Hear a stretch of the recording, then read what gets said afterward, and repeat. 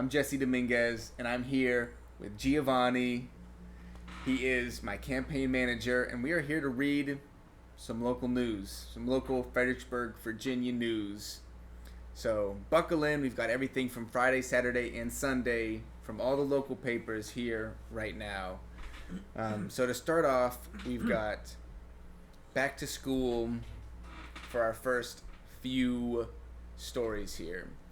Free back to school haircuts, meals for Fredericksburg students. Fresh haircut, a good meal, confidence to start the school year. Growing tradition in the Fredericksburg community, hundreds of local students will return to class. I wonder if this has anything to do with, there was in Darbytown, right by Community Greens, the community garden there. Yeah. There's that red building on the corner. They had like a whole bounce house and balloons, and like people were lined up, and so I think that might have been part of it. But it says here, Sharp Start will take place on August 9th from 8 a.m. to 4 p.m. at Pete's Barbershop. So obviously this is on Courthouse Road. Okay. But I wonder if they were doing something similar for that area there. I like that. Yeah, this sounds like a fantastic thing to do. Not only are kids insecure about how they look, but they're also they also are food insecure. So haircuts and meals. I mean, I think this will highlight exactly like the students and the families in the area who are probably struggling, especially the ones that show up. Mm-hmm. But I wouldn't be surprised if some families are just trying to take advantage of like a free haircut. Yeah, I mean, and it's there for both of those reasons. I love it. For certain. So cool, awesome. I love that. Things like this need to be highlighted more. Yeah, certainly. I like to see maybe like the city can start something to highlight. Like, I mean, they probably already do it, right? Things to highlight like. They have something called the Berg Biz, where they highlight businesses. Stuff like this, maybe. They don't really highlight stuff like that, but I feel like maybe that would be a really nice thing to see.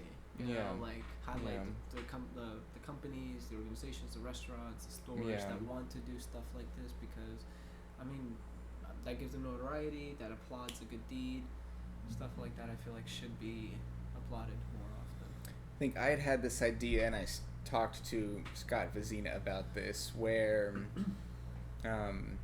I want to get unemployed people in Fredericksburg jobs here in Fredericksburg. Yep. And I'm like, well, what's the incentive for businesses to hire more people, maybe like that? Hire people that, maybe have a record or anything like that. Or in disadvantaged positions. Yeah, in a disadvantaged position. And Scott's like, well, maybe the best we can do is highlight them on some sort of social media post. Yeah, that's thanking them for, hey, they were able to hire 3 people. They worked with social services here in Fredericksburg.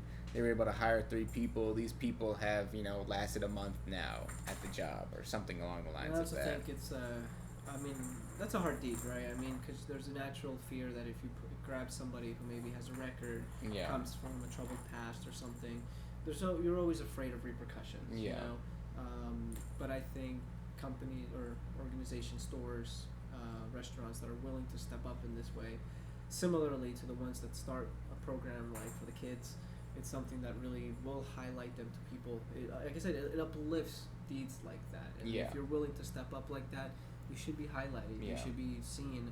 And people are like, wow, I like what they do. I'm just going to support them. Maybe I'll go buy a product. Maybe I'll go eat at their restaurant once or twice. And then other businesses would probably want to follow suit too, because everybody wants to look good in the public eye.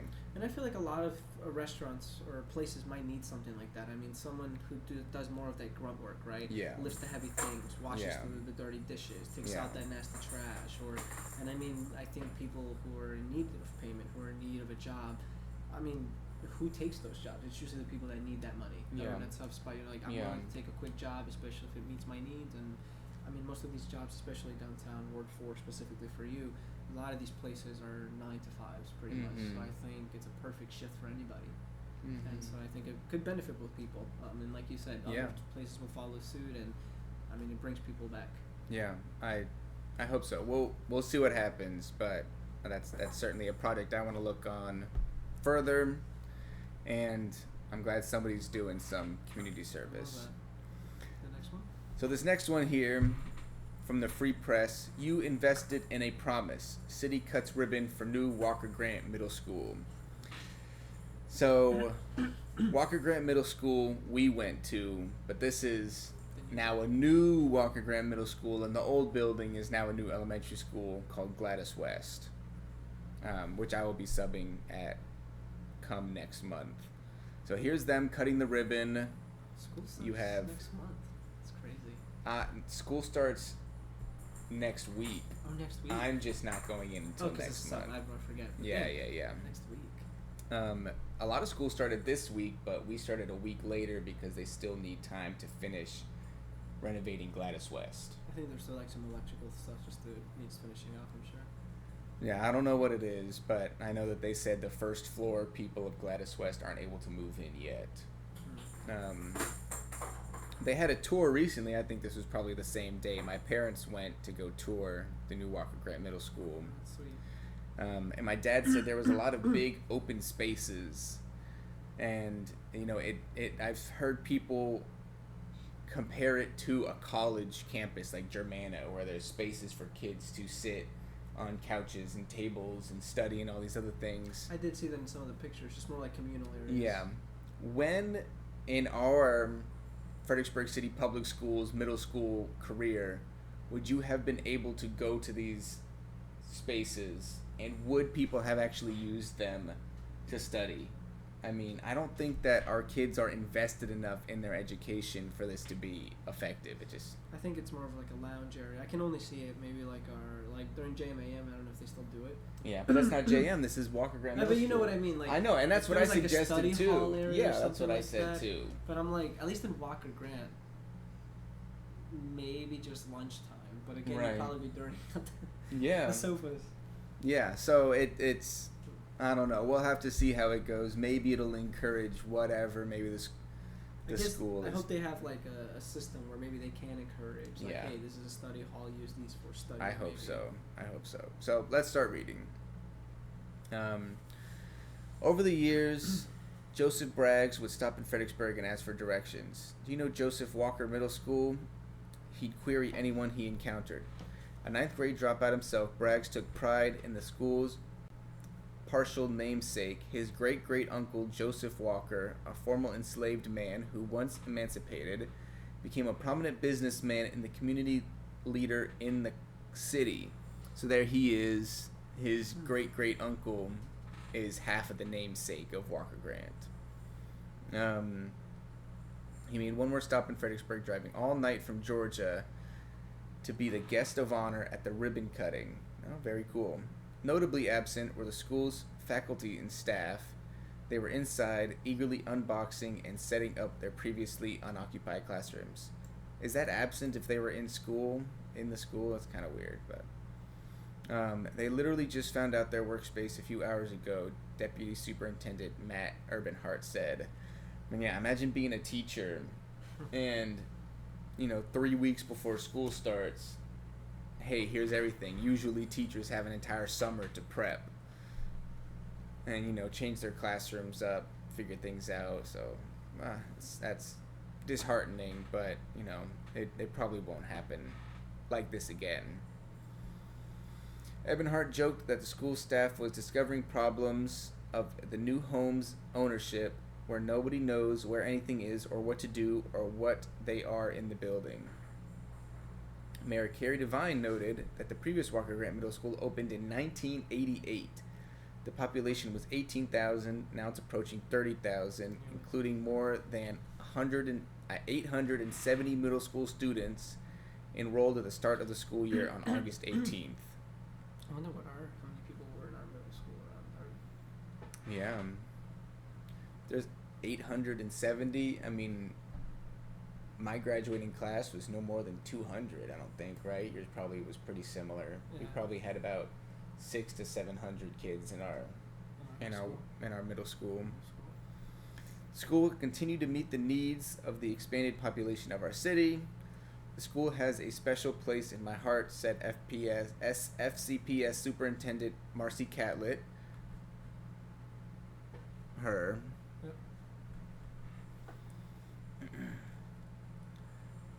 Who attended 7th and 8th grade in the original Walker Grant Middle School off Gunnery Road, known as the 1935 building. Years later, Catlett was part of the teaching staff who migrated to the previous faculty in 1988. That was the old Walker Grant right over here, right? Yeah, that's right. The one downtown. It's used as the secondary school. Yeah, the secondary school, and then they have central offices, which has the preschool in it right next door. That's the 1935 building, right? The 1935 building is the secondary school. Secondary school. $74.8 million project broke ground in May 2023. Student input was sought for a handful of design choices. Local teens, for example, voted on the pattern of hardwood. Why does that matter? Actually, who cares about the pattern of hardwood? What I did like when I was teaching at Walker Grant Middle School 2 years ago, they brought in like ergonomic tables and chairs. And they said, hey, kids, you know, look at all these different companies that are all trying to sell you their chairs and their tables and their teaching stuff. Vote on which one you like best. So I did enjoy that. Hardwood floors, who cares? The kids literally do not care about a hardwood floor. But they do care about what desks they sit in, what tables they work at, what chairs they use. What was your favorite growing up? About what? Like your chair, what would you have chosen?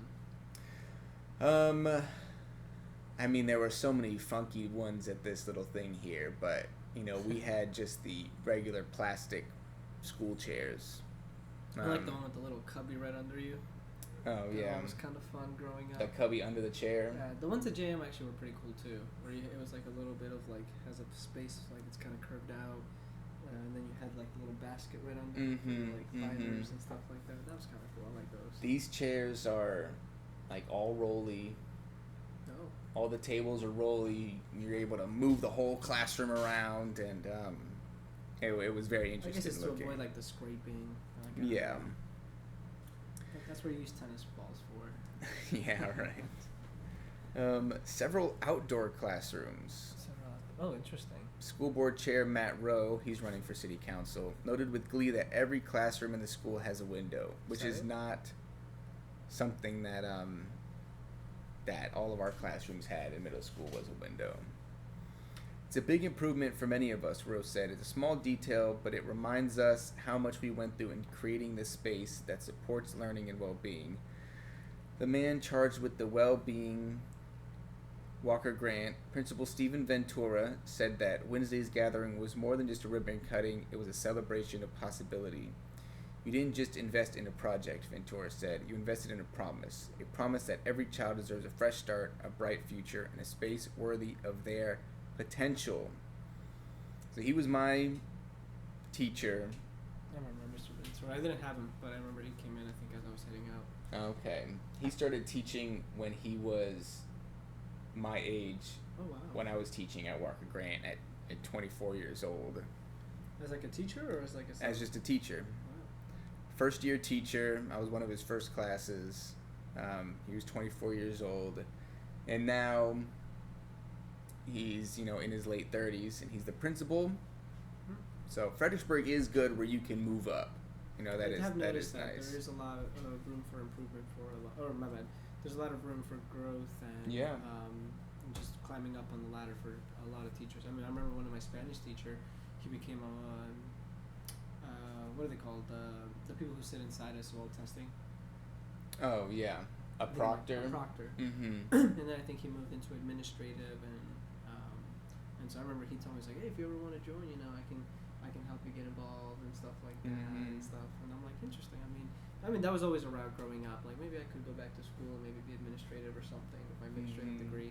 But at the same time, I was just like, I don't know, I didn't get passionate, but I noticed that a lot of the teachers, at least that's one thing I will commend growing up at for Fredericksburg City Schools, a lot of the teachers are very passionate. Oh, yeah. A lot of them did care.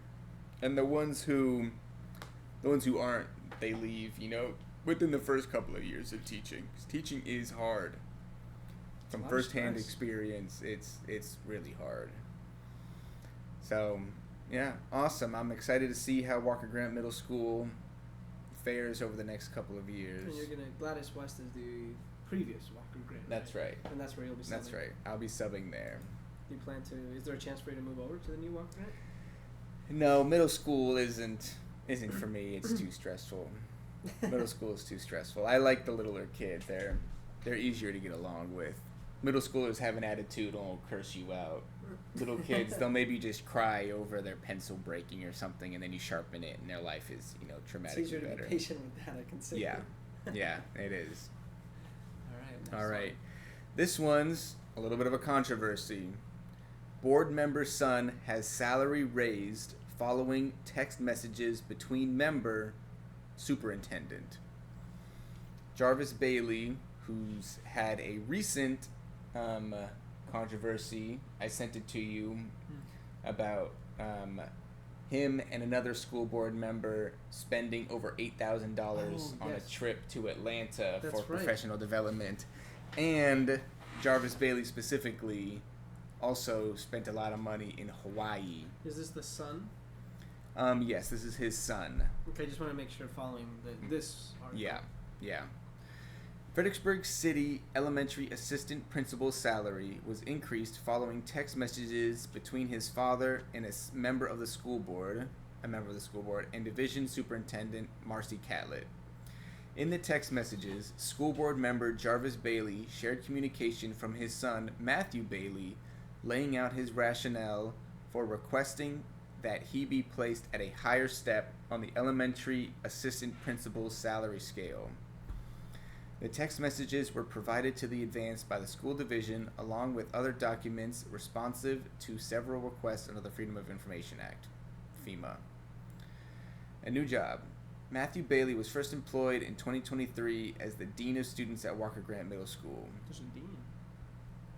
On April 30th, 2025, Bailey signed a letter accepting position as an elementary assistant principal and yet to be designated location. He was offered a position verbally on April 10th by Jacinta Calzada Maron, principal of Lafayette Elementary School, according to the text messages sent to a group of administrators, including Catlett.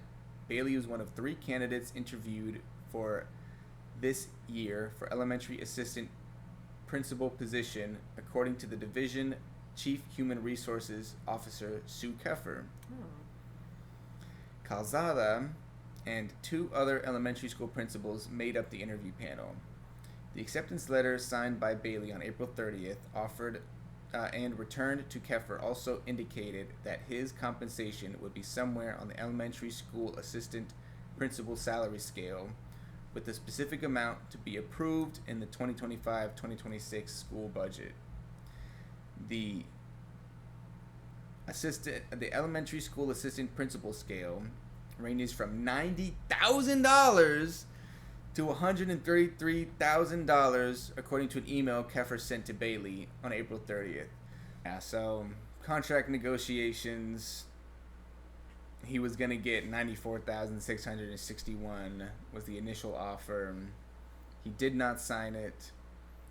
If you're out and about today in this rain, please give me a call. I want to read you something, Bailey wrote. Later that morning, Bailey texted to Catlett several paragraphs that he described as communication to me in prep for a follow-up phone call that was never received yet. Jeez Louise.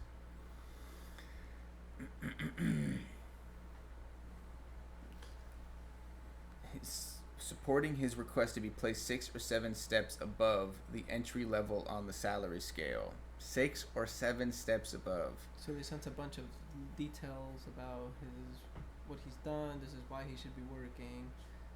Supporting his request to be 6 or 7 steps above entry level. So he's way above what he's worth right now. Yeah, and it ended up getting increased to $103,701. Almost close to $10,000 extra. Keffer told the advance that she did not have any communication with Matthew Bailey in between the 2 contracts. Human Resources Department also revised the contract for another elementary Assistant Principal Tony Lewis on May 15th, increasing his salary from 95 to 106. Another 10. School board members follow an established process of forwarding concerns they receive from staff and community members to Catlett for her to then forward to the appropriate department director for resolution. Jarvis Bailey said he followed the same process when he forwarded his son's concerns. I treated the text in the same manner that I would treat any other text. In this case, Matthew had not heard back from HR. The text was forwarded to Dr. Catlett to alert her to chat for appropriate actions. Bailey wrote in an email, any discussions about salary would have been handled by HR or Dr. Catlett. There are board members that contact me first to share concerns we receive from anyone. She then follows forward with the concern. If I need to assist in the resolution, then I will help as well, Catlett said. The school board has a policy that prohibits the employment of any family member of a superintendent or school board member with family member defined as father, mother, brother, sister, spouse, son, daughter, son-in-law, daughter-in-law, sister-in-law, or brother-in-law. So immediate nuclear family. Yeah. Family members may be employed if the school board member or superintendent certifies that they had no involvement with the hiring process. When Matthew was first hired in 2023, Catlett signed a certification of non-involvement, indicating that his hiring was based off of his merit and qualifications, that as a superintendent of FCPS, I had no involvement in the hiring decision related to this position. Anybody can sign that. You can be involved and still sign the paper. It's just called a lie at that point. Yeah. There is no certification on file of Jarvis Bailey from 2023. Bailey abstains from votes involving his son, which, is good. Do we need to talk about this? Keffer sent an email to Catlett and Deputy Superintendent Matthew Ebenhart, in which she included the policy regarding employment of family members and asked, will this apply to Matt Bailey? Do we need to talk about this? Keffer told Catlett and Ebenhart that she had emailed Nicole Chook and Whitney Nelson Crawford, attorneys with the law firm Sands Anderson, about the matter. Chuck responded to Keffer's question on June 30th. School divisions provided an email exchange with other documents responsive under the FOIA Act, Freedom of Information Act, and redacted the question about the response, citing attorney-client privilege communications. They forwarded the response on July 1st. Catlett responded the next day, thank you, we do this certification process on Monday. No certificate of non-involvement related to Matthew Bailey's changes in the position of Dean of Students to Assistant Principal was included with the documents responsive to the Advances Freedom of Information Act request. So he's not signing because if there is nothing, well, he can't say I lied, but if he hasn't turned anything, it also doesn't look good. So he's kind of like in a hard spot. Conflicts of interest, we were talking about this before. Among topics to be discussed at upcoming work session, school board norms, protocols, procedures, and rules, including matters related to the board conduct and conflicts of interest, will be subject to an upcoming yet to be scheduled work session. Matt Rowe brought up the idea of scheduling such a work session at the August 4th school board meeting. I think it's important to take time to revisit these expectations together in a public and dedicated setting. Rose said it gives us the opportunity to ensure we're operating with the same understanding, that we continue to uphold the levels of professionalism and accountability that the community expects from us. Rose said he wants to schedule this for next week. Jarvis Bailey suggested bringing in a third-party facilitator to assist with the work session. If this is, and it is, as serious as we want to make it, that's an activity we need a professional input to help with us, he said. Okay, this next segment here is going to be a 2025 voter guide for City of Fredericksburg. There's a lot of elections happening this year. Please, you need to vote. Figure out where you're voting, and we're going to figure out a little bit of that right now. In November, Fredericksburg will be tasked with bubbling in a loaded ballot. Statewide races for governor, lieutenant governor, an attorney general, House of Delegates, and a slew of city offices up for grabs. And that's where I come in. So for statewide, you have Governor Abigail Spanberger versus Winsome Earl Sears. Previous mayor. There's been some controversy between her. Like Trump is supporting her or something along the lines of that. Yeah. Well, she has an R next to her name, so she's a Republican. So Youngkin's not running again, is he? It seems like, right? No, doesn't look like it. Interesting.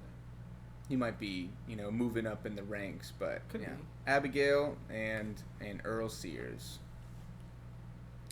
Earl Sears, Virginians will be all right despite federal workforce purge. Business trips, Spanberger shops, tours, addresses issues during campaign stops in Fredericksburg. I did read a little bit about that. Spanberger recently came around Fredericksburg and walked into businesses and took a bunch of pictures and asked them questions or, whatever. Lieutenant Governor is Hashmani and John Reed. Hashmi. Lieutenant Governor is Hashmi and Reed. Attorney General Mayeres. He's the incumbent, so he's already in. He's already Attorney General. And Jay Jones. House of Delegates has Joshua Cole, who's the incumbent, and Sean Steinway. Interesting. I wish. Oh, they do have links to them. Did you see them? Oh, well, it doesn't say too much, but yeah, I thought there might be like a little. Yeah, maybe their website or something. And so the local races. Pause. And it says, before reading this, see where you live, so you know where to vote at. Here, this is my ward in the purple, Ward 4. And it stretches this whole area. Now you get a good picture of what I'm talking about, of Ward 4. I love that little stream at the very top. Yeah, and oh wow. That's because every locality needs a majority minority ward, and Ward 4 is the majority minority ward. So you have minorities here, you have minorities up here, so they connected the two. Right. City Council. Ward 1, David Cropper versus Matt Rowe versus Ken Gant. Ward 2, Joy Crump, who is a co-owner of Foodie. Oh, really? And then Ann Little, who started Tree Fredericksburg. Mm-hmm. Susanna Finn, who's an appointed incumbent. So when it was that 3 people dropped out of the race, I don't know who was there before. I don't remember who was there before. But she was appointed when they left early. And so she's running. And then Matt Kelly, who's a previous council member. Yep, I remember him. And then myself, Jesse Dominguez, and Chuck Fry, who's the incumbent. We should have a little button for like sound effects. Yeah, Jesse Dominguez. School board, you have Andy Wolfenberger. Oh, uncontested. Uncontested. Interesting. School board has had a lot of issues recently. I mean, we've spoken about a little bit earlier, but also nobody wants to run for school board.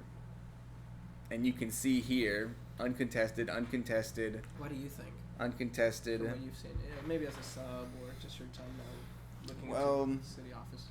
As far as being a sub goes, you don't interact with school board at all. Okay. Whatever decisions they make don't really impact you too much. Maybe it's your pay. Maybe it's that's probably it. Yeah, some policies. As far as a candidate,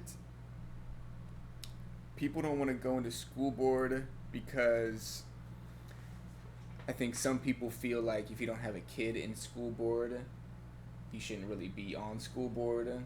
Because what interest do you really have, I guess? If you don't have yeah. What invested interest do you have?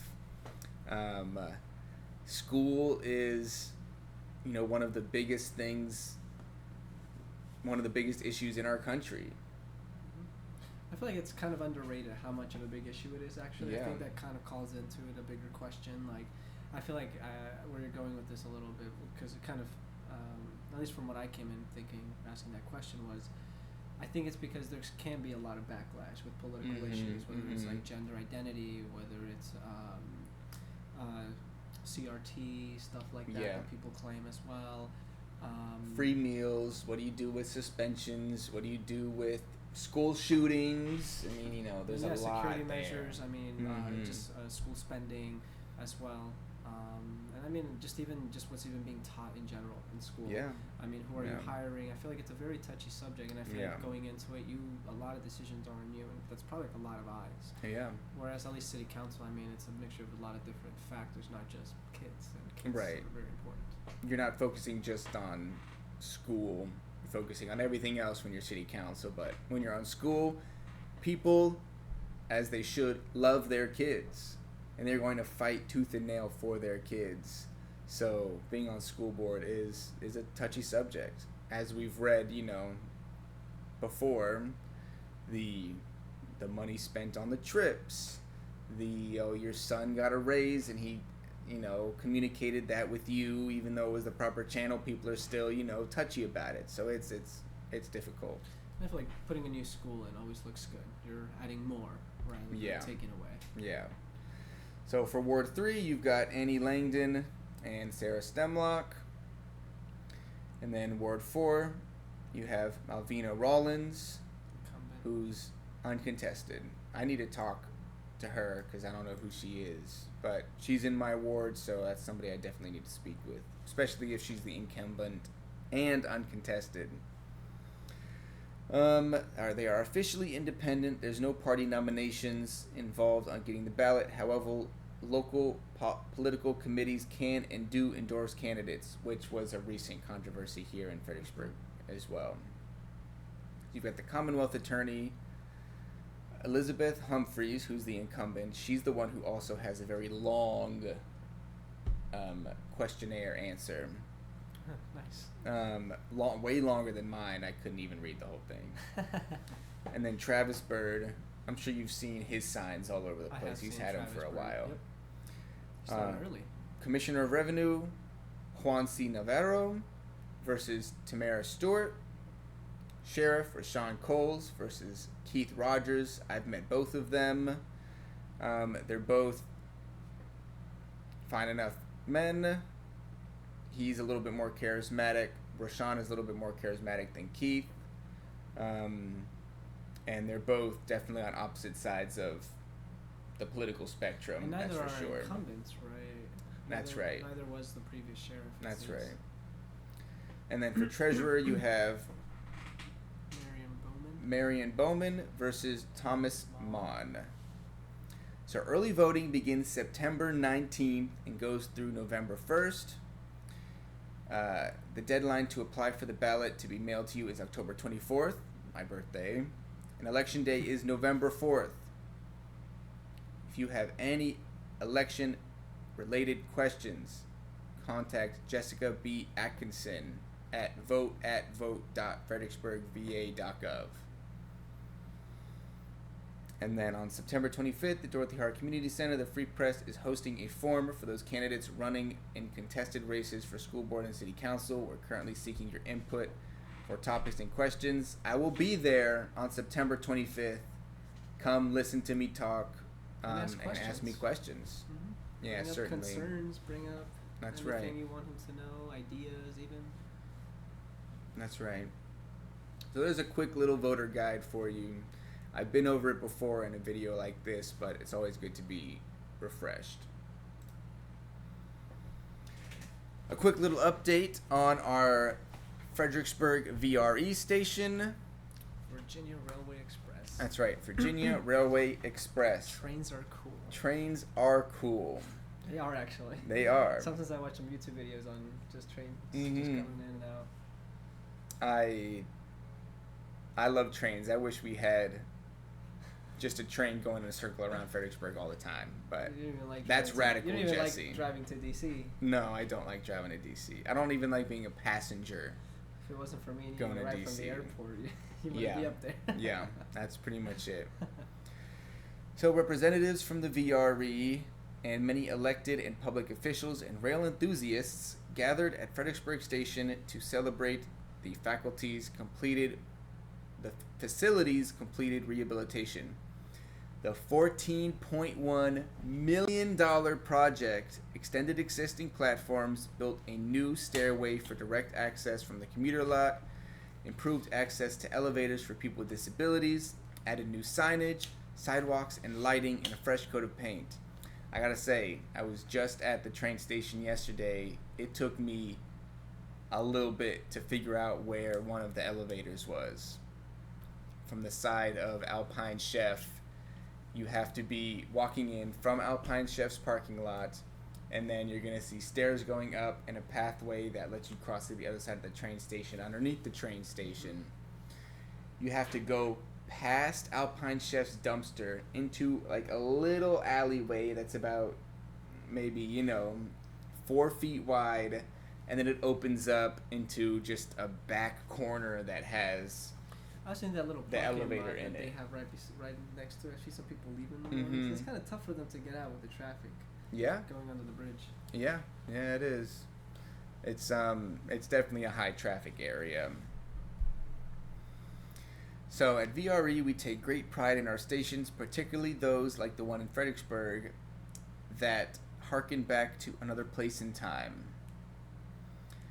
The recent outpouring of unsolicited comments from writers, local businesses, and residents and other stakeholders reinforces that this project has exceeded expectations. Efforts were made to restore the station to a state that resembles its appearance nearly a century ago. That's why there's no bathrooms, I guess.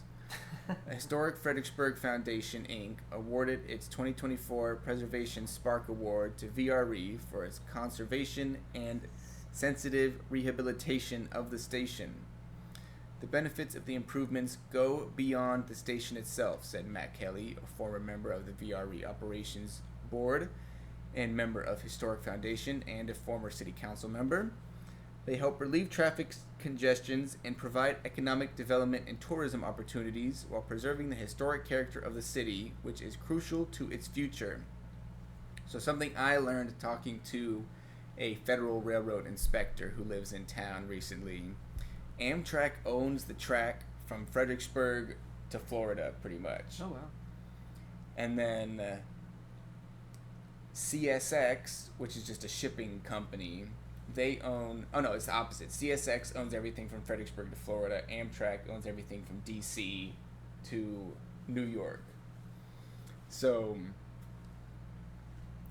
getting the train from Fredericksburg to DC is a hassle because any CSX cars are immediately going to take priority. Mm-hmm. And if you want to go south with the train, it's again, you are constantly going to be stopped to allow hazardous materials, other shipping containers full of who knows what to go before you, which I think is a little ridiculous, but there's nothing you can do about it.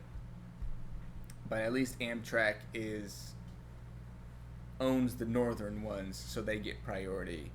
And I'm hoping at the end of this whole thing, it's going to, maybe they talk about new stations. I don't know. We'll see. I'm hoping it'll be easier for people to travel south and, at least, north a little bit. Let's see. $4 billion Transforming Rail in Virginia initiative, and it's among the first to be completed since the program was announced in 2019. Transforming Rail in Virginia is a multifaceted project. We can add new stations, lay more track, and put more trains on those tracks to connect those stations. However, we need to make sure that creating additional options and alternatives, we implement them with all Virginians in mind. VRE, here at the Fredericksburg Station, has taken a massive leap forward in doing just that. So what did they do exactly? They're talking about additional options and alternatives. So what are those options and alternatives? So far, they've talked about repainting. They renovated. Just renovating, but they're talking about options. In other words, it's almost like they're entailing like different options to ride out, alternatives to getting around where it's been difficult. Yeah, they say they're going to build more stations, lay more track, have more trains. I hope they. Do you think that could at all be what they could be doing by Mayfield? Because I mean, that could be a good place for a station. But I mean, getting behind Mayfield, I don't know. That'd be a lot of traffic. I'm curious if where would they build another station?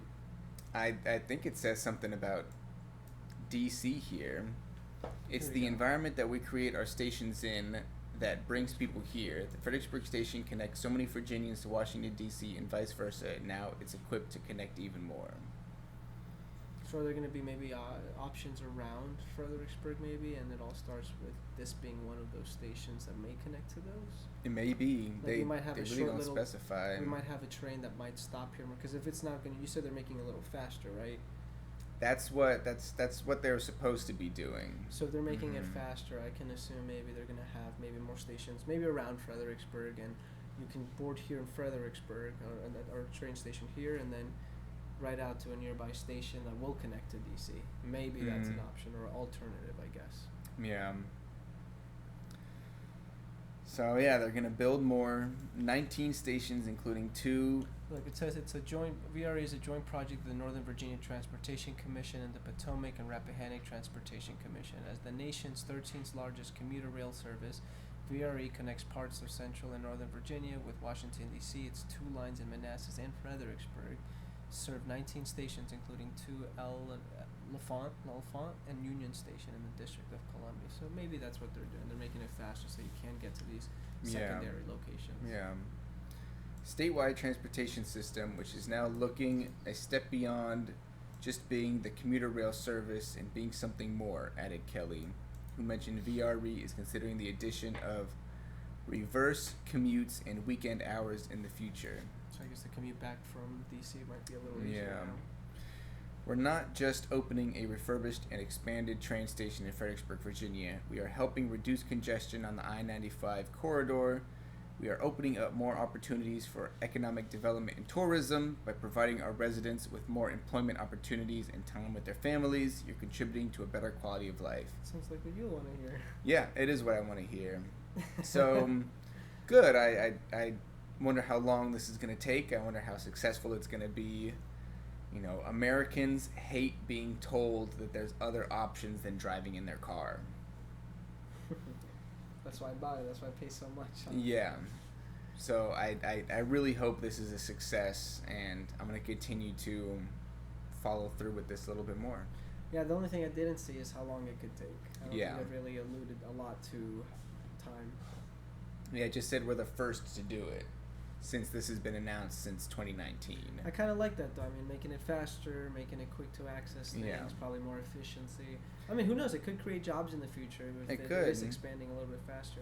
You know, I'm just being a pessimist in that anybody can say, oh, we're going to make it faster, we're going to make it better, but you don't know what that's going to happen until it actually happens. And they're not giving examples. They're not saying it takes an hour to get from Fredericksburg to DC. We want to cut that time by 30 minutes, and we're going to do that because there's going to be more trains running. Like, they're not saying this is the plan. They're saying it's going to be better, and I really don't like that. Or if it can be faster, hopefully we can make riding trains more attractive. That takes people off the roads, decreasing congestion. Like, they're not really coming in with studies like this is going to help out. We know this will. Yeah, they're just saying it should. It should, and they're not giving any, any more. But I love evidence the intention, or keywords. I hope that they can accomplish what they're saying. I hope so. Okay, this is a quick one, and then we will be done here for this video. FRA President Roberts to retire in April. A longtime Fredericksburg area business leader who helped lay the groundwork for the data center boom is now underway in the region, announced his retirement Wednesday. Curry Roberts, who has been the president of Fredericksburg Regional Alliance at the University of Mary Washington since 2014, will retire in April. Among Robert's accomplishments mentioned in the FRA's announcement Wednesday are helping to attract 6,446 new jobs and $117.5 billion in capital investment to the region. Undertaking fundraising efforts that allowed the FRA to nearly double its budget, working with local governments to establish a common tax and depreciate schedule for data center equipment, and helping to attract Amazon Web Services to the region. Building a program with NSWC Dahlgren to create partnerships between the lab's technological capital and the region's commercial and academic capacity, helping to create the Rivers Regional Entrepreneurial Ecosystem Council, a 501c3 organization designed to which is a nonprofit organization designed to help Main Street and high growth business connect with regional resources, rebranding and relaunching the FRA's ACES luncheons to connect professionals in architecture, construction, engineering, surveying, and aligned industry. Okay, so that's what he's done. Curry's leadership has simply been transformative for the Fredericksburg region. FRA Board Chair Charlie Payne said in the announcement Wednesday his accomplishments are the foundation for a stronger and more viable economic development environment that will pay great dividends towards the region's future. We thank him for all that he's done. I'm not gonna lie, it sounds like he actually did a lot. Yeah. To establish a common tax rate and depreciation schedule enough so that we won't be taxed a lot for data center equipment or Amazon Web Services. Mm-hmm. He built Dahlgrens are, I think that housed the naval base, to create partnerships between the labs that we have here and academic capacity to send people to Dahlgren, thus helping create jobs and building more money for the region here. Fundraising efforts, well, no, that's really good. Helping to create river regions, so stuff for the river. Nonprofits that help the river, especially those that are connected to Main Street, and then rebranding and relaunching the ACES luncheon. So in other words, it helps people within the area to connect to architecture, construction. So I'll be honest, that's actually a lot of what we need in the area. I mean, it's a lot of that background help that sounds like it doesn't matter, but it actually really does. That's why we don't pay a lot of tax sometimes. Yeah. He's paved the way for hopefully data centers to not screw us over in this region. Because to host data centers, I mean, I think it's either they get taxed or we get taxed. And, I mean, high tax is never good because it always comes out of someone's pocket. It always comes back to the little man. And we're already paying a lot for these data centers.